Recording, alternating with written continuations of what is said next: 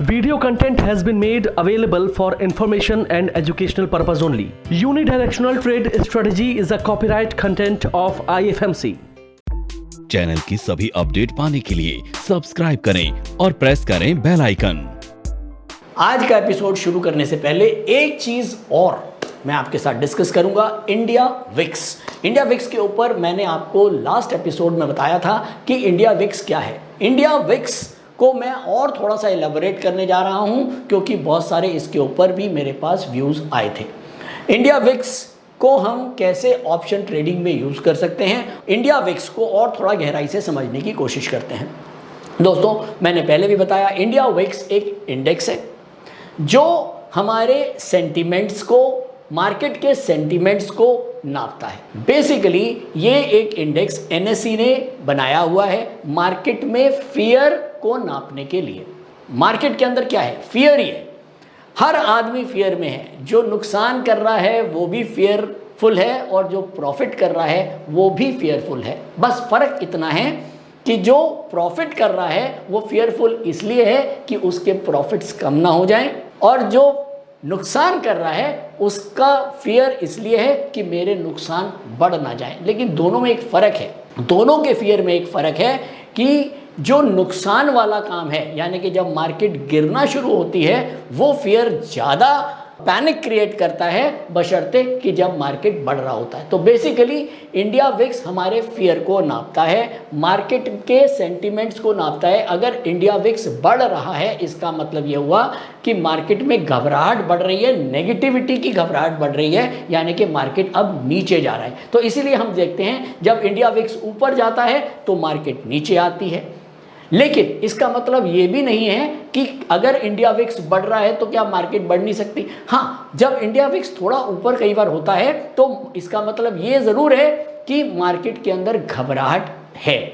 अच्छा, अगर हम बात करें कि इंडिया विक्स का एक बेस पॉइंट क्या होगा, मेरे हिसाब से 18 से 20 का जो पॉइंट है वो इंडिया विक्स का एक नॉर्मल इंडेक्स होना चाहिए। अगर 20, 21, 22, 23, 24 इंडेक्स चलता है, इंडिया विक्स चलता है, तो हम मानते हैं कि मार्केट के अंदर एक घबराहट ज़्यादा है और मार्केट एक अभी नेगेटिव जोन में चल रही है। वही अगर जो इंडिया विक्स है वो अगर 20-18 के नीचे है तो हम मानते हैं कि मार्केट के अंदर कोई बहुत घबराहट इस समय नहीं है, मार्केट एक रेंज बाउंड में आराम से चल रहा है। अब बात आती है कि ये इंडिया विक्स को कैसे कैलकुलेट किया जाता है। बेसिकली इंडिया विक्स को एनएसई जब कैलकुलेट करती है उसका एक अपना फॉर्मूला है। हर स्टॉक्स के अपने वेटेज होते हैं, उनके अलग अलग जो ऑप्शंस प्राइसेस होते हैं, स्ट्राइक प्राइसेस होते हैं, उनके प्रीमियम को नापते हुए इंडिया विक्स को उसके साथ डिज़ाइन किया गया। वो थोड़ा सा फॉर्मूला अलग है, वो हम शायद नहीं समझा पाएंगे और आपको उसको समझने की अभी ज़रूरत भी नहीं है। लेकिन हाँ, आप केवल इतना समझ लीजिए कि अगर आज मार्केट का इंडिया विक्स अगर 24 है तो इसका मतलब ये हुआ कि मार्केट जो है वो अभी करंट लेवल से ये 24 का मतलब ये ईयरली विक्स माना जाता है कि मार्केट करंट लेवल से 24% ऊपर या 24% नीचे जा सकती है। ये बेसिकली एक स्टैंडर्ड डेविएशन रहता है कि मार्केट में जो एक फियर बना हुआ है उसके हिसाब से जो करंट इंडेक्स चल रहा है उससे 24% मार्केट ऊपर या 24% नीचे मार्केट की एक रेंज बनती है। अब हम एक काम करते हैं, चार्ट्स पे चलते हैं, बेटर वे में समझ पाएंगे। ये मैंने इंडिया विक्स का चार्ट लगा दिया है। इंडिया विक्स जो है वो इस समय चल रहा है हमारा करीब 25। अब 25 का क्या मतलब हुआ, अभी जो है हमारा इंडेक्स चल रहा है करीब 16,600।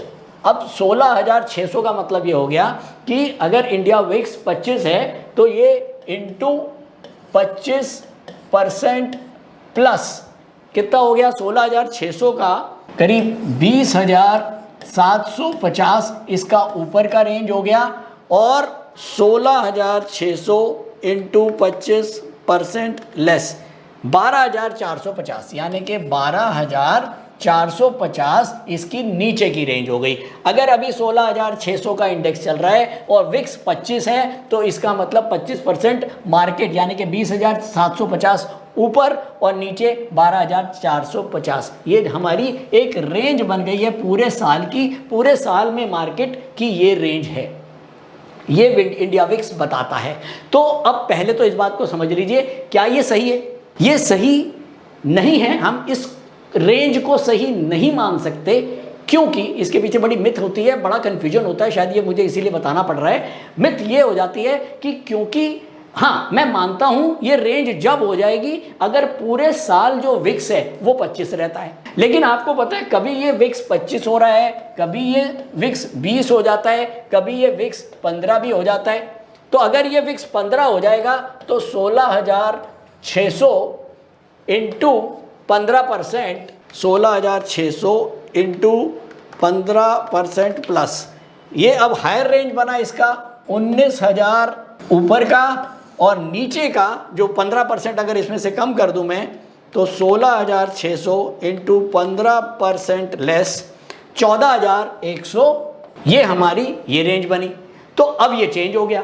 तो इसीलिए हम एक पर्टिकुलर विक्स के हिसाब से, जो भी अभी विक्स चल रही है, हम उससे एनुअल रेंज को नहीं नाप सकते। नंबर 1, ये तो चीज़ क्लियर हो गई। लेकिन जब हम इसको नाप ही नहीं सकते और ये रेंज हमारे काम की नहीं है, तो फिर हम इंडिया विक्स को ऑप्शंस में कैसे यूज़ करते हैं? तो दोस्तों, ऑप्शंस में अगर हमको इंडिया विक्स को यूज़ करना है तो ये हम कर सकते हैं कि ये जो इंडिया विक्स है ये पूरे साल में तो काफ़ी फ्लक्चुएटिंग हो जाती है, लेकिन हाँ, एक दिन के लिए ये बहुत ज़्यादा फ्लक्चुएटिंग नहीं होगी अगर कोई बड़ा इवेंट नहीं है। अगर उस दिन, उस पर्टिकुलर दिन के अंदर कोई बहुत बड़ा इवेंट नहीं है तो वो विक्स में बहुत ज़्यादा फ्लक्चुएशन नहीं आएगी। तो इसीलिए हम ऑप्शन ट्रेडिंग के अंदर अगर हम विक्स को यूज़ कर रहे हैं तो हम इंट्राडे या बहुत शॉर्ट टर्म ट्रेडिंग के लिए 3 दिन की, 5 दिन की, 4 दिन की ट्रेडिंग के लिए हम इंडिया विक्स को यूज़ करके एक रेंज निकाल सकते हैं।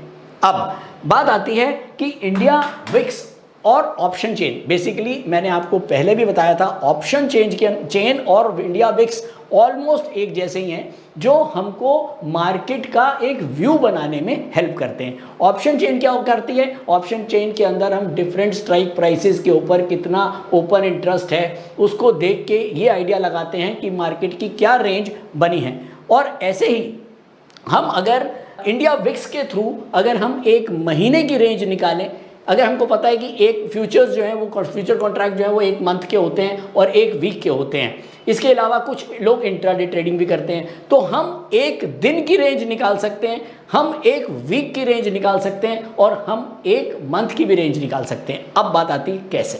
ईयरली रेंज हमने कैसे निकाली थी? अभी जो विक्स है करंटली वो 25 है, तो इसका मतलब ईयरली जो रेंज है वो है 20,750 और नीचे में 12,450। अब अगर मुझे ये रेंज निकालनी है 1 महीने की, तो ये बहुत सिंपल है। इसके अंदर थोड़ा सा गणित है।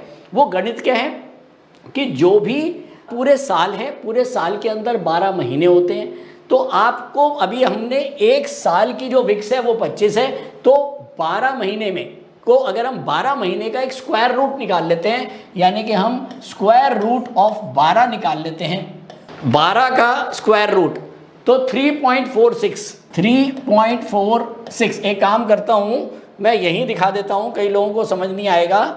ये मैंने खोल लिया कैलकुलेटर, ये स्क्वायर रूट का निशान है, ये मैंने स्क्वायर रूट किया तो ये आ गया मेरा 3.46, यानी कि 3.46 मेरा आ रहा है। जो फैक्टर है वो है 1 महीने का, क्योंकि मैंने उसका 12 पूरे महीने, पूरे साल में 12 मंथ होते हैं, 12 का मैंने स्क्वायर रूट निकाला तो आ गया हमारा 3.46।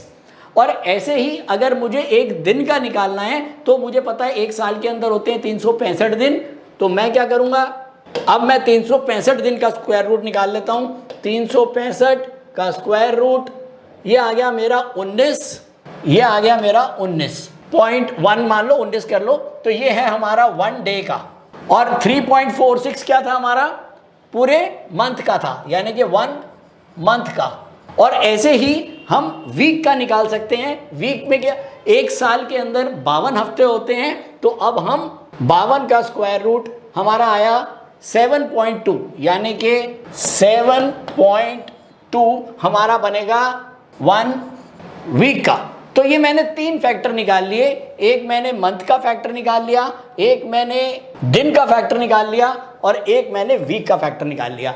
अब आता है कि मुझे रेंज कैसे निकालनी है। अब अगर मैं एक महीने वाले फ्यूचर्स में ट्रेड कर रहा हूं, यानी कि एक महीने के कॉन्ट्रैक्ट के ऊपर काम कर रहा हूं, तो मुझको ये देखना है कि मेरा जो मंथ वाला है वो फैक्टर है वो ये 3.46, यानी कि मैं क्या करूंगा, अब जो मेरा ये 25 आ रहा है, 25 को डिवाइड कर दूंगा अपने 3.46 से। 25 डिवाइडेड बाय 3.46 ये आया 7.22, यानी कि एक मंथ के अंदर अब जो मेरी रेंज आ रही है वो आ रही है 7.22, यानी कि जो निफ्टी है वो जो भी करंट लेवल चल रहा है, मान लो 16,600 का अभी निफ्टी चल रहा है, तो इस मंथ के अंदर 7% ऊपर या 7% नीचे, यानी कि अगर मैं 16,600 इंटू 7% प्लस करूं तो ये बनता है 17,762, यानी कि 17,762 ये मेरा ऊपर का रेंज बनेगा और नीचे का रेंज बनेगा 16,600 इंटू 7.2% लेस 15,404, ये मेरी अब बनी है पूरे मंथ की रेंज। तो ये मंथ की रेंज जो है ये ईयरली रेंज से कुछ ज़्यादा बेटर है, क्योंकि सेंटिमेंट्स जो एक साल में हमारे सेंटिमेंट्स जो हैं वो ज़्यादा चेंज होंगे, हालांकि एक महीने के अंदर कंपैरेटिवली कम चेंज होंगे। तो ये एक फिर भी एक हमको बेटर ऑब्जर्वेशन देती है कि मार्केट अगर अभी 16,600 चल रहा है तो इसका ऊपर का पॉइंट 17,700 समथिंग होएगा, नीचे का 15,400 होगा। अगर मैं मंथ का कॉन्ट्रैक्ट ले रहा हूं तो मुझको ध्यान रखना चाहिए कि 17,500 के लेवल्स तक मार्केट ऊपर जा सकता है। मैं उन कॉल ऑप्शंस को अगर मुझे सेल करना है तो मैं इनके बाद वाली या इसके पास वाली कॉल ऑप्शंस को सेल करूं, या अगर मुझे पुट ऑप्शंस को सेल करना है तो मैं उसके नीचे की सेल करूं। ये बेसिकली एक ऑब्जर्वेशन है। कहते हैं ना कि जब अगर आप लड़ाई लड़ने जा रहे हो तो सारे के सारे आप अपने टूल्स और औजार साथ लेके जाओगे तो ही आप विनर बन पाओगे। अगर आप जंग के मैदान में आप चले गए और बंदूक आप घर भूलाए तो फिर कोई फ़ायदा नहीं है, आपको नुकसान होना ही है, आपकी हार पक्की है। तो ये बेसिकली टूल्स हैं, चाहे वो ऑप्शन चेन हो और चाहे वो इंडिया विक्स हो। इंडिया विक्स को मैं आपको समझाने की कोशिश ये कर रहा हूँ कि हम इंडिया विक्स को कैसे कैलकुलेट कर लेते हैं और हम कैसे अपनी मंथली जो कॉन्ट्रैक्ट है उससे एक रेंज निकालने की कोशिश करते हैं कि मार्केट कहाँ जाएगी। अब चलिए एक काम करते हैं, हम एक दिन की भी रेंज निकालते हैं। हम एक काम करते हैं, वापस इसको क्लियर करते हैं। हमको पता है इस समय जो विक्स है वो है 25, विक्स है इस समय 25 और मुझे एक दिन की निकालनी है, यानी कि 365 का 365 दिन होते हैं, 365 का स्क्वायर रूट मैंने निकाल दिया तो 365 का जो स्क्वायर रूट है वो बनेगा हमारा करीब 19। अब हम क्या करेंगे, ये 25 को जो हमारा ईयरली है विक्स है उसको हम 19 से डिवाइड कर देंगे तो हमारा आ जाएगा 25 डिवाइडेड बाय 19 1.31, यानी कि 1.31। अब ये हमारे पास जो फैक्टर आया है 1.31, अब ये इतने परसेंट मार्केट एक दिन में करंट विक्स के हिसाब से ऊपर या नीचे जा सकती है। यानी कि अभी इंडेक्स चल रहा है 16,600, इसको मैं अगर प्लस 1.3% करता हूं तो ये कितना बना, 16,600 इंटू 1.3% प्लस 16,815, ये ऊपर की रेंज हो गई 16,815 और नीचे की रेंज बनेगी इसकी 16,600 इंटू 1.3% लेस 16,384, 16,384 ये हमारी एक दिन की रेंज बन गई।